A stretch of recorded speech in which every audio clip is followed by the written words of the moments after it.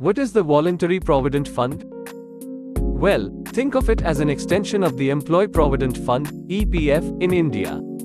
While the EPF mandates a certain contribution from both the employer and the employee, the VPF allows employees to contribute more than the mandated amount on a voluntary basis. Essentially, with the VPF, you have the option to contribute a higher percentage of your basic salary and dearness allowance to your Provident Fund account, over and above the mandatory EPF contribution. This extra contribution can help you boost your retirement savings significantly. Now, let's address the burning question: should you opt in or opt out of the Voluntary Provident Fund? Well, it ultimately depends on your individual financial goals, circumstances, and risk appetite. If you're someone who values long-term financial security and wants to maximize your retirement savings, opting for VPF could be a smart move. By contributing more to your Provident Fund, you are essentially building a larger safety net for your future. However, it's essential to consider the implications of increasing your VPF contribution. While it offers the benefit of tax savings under Section 80C of the Income Tax Act, locking in a significant portion of your salary into a provident fund may limit your liquidity in the short term. Additionally, it's crucial to assess your overall financial situation and ensure that you have enough liquidity to meet your immediate financial needs and emergencies before committing to higher VPF contributions. Basic rules for VPF: only salaried employees enrolled in the Employees Provident Fund are eligible for Voluntary Provident Fund schemes. Employees in the unorganized sector or self-employed individuals are not eligible to contribute towards VPF. Once an employee chooses VPF, he cannot withdraw or opt out in the middle of a year. The accrued interests on the balance as well as the maturity amount are free from wealth taxes. There is no maximum limit for the contribution.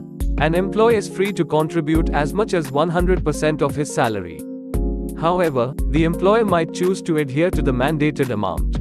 There is a lock-in period of 5 years, during which the amount cannot be withdrawn. If, due to any circumstance, the amount is withdrawn, the employee is obliged to pay tax on the interest amount earned on his contribution towards VPF. One can withdraw from accumulated savings of VPF contributions if he or she is unemployed for more than 2 months or when they retire. Benefits of VPF: the process of contributing towards a voluntary provident fund is very simple. The employee has to only inform the employer regarding the amount he wishes to contribute. The employer will deduct the said amount every month and transfer it to the fund. The risk associated with voluntary provident fund schemes or even EPF is negligible.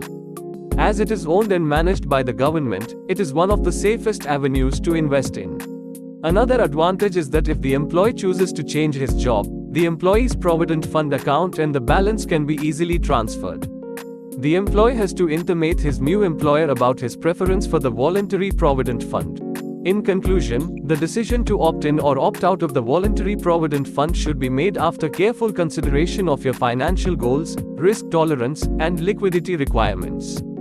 While it can be an effective tool for long-term wealth accumulation and tax savings, it's essential to strike a balance that aligns with your individual circumstances. Well, that's all for today, folks. I hope this video helped shed some light on the Voluntary Provident Fund and whether it's the right choice for you. Remember to hit that like button, subscribe to our channel for more insightful content, and as always, stay financially savvy. See you next time.